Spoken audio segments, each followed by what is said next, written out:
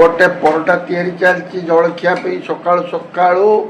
ତା ସାଙ୍ଗରେ ଏଇଟା ତରକାରୀ ଗୋଟେ କ'ଣ ବସେଇଛନ୍ତି ମୁଁ ତ ଜାଣି ନାହିଁ, ତଥାପି ବୁଝିବାକୁ ପଡ଼ିବ ଏଇଟା କ'ଣ। ଏଇଟା କ'ଣ?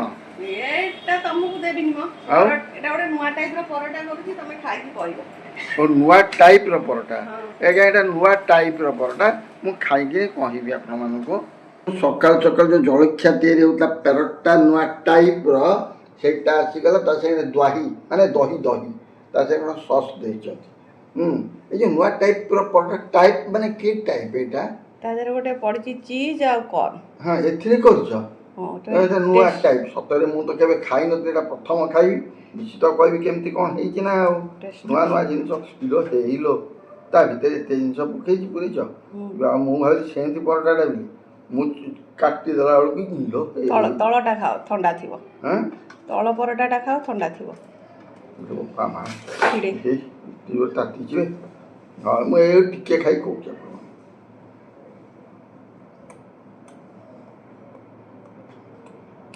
କର୍ନ ଫର୍ନ ପକେଇ କରୁଛନ୍ତି ଫାର୍ଷ୍ଟ କ୍ଲାସ୍, ପୁରା ଫାର୍ଷ୍ଟ କ୍ଲାସ୍।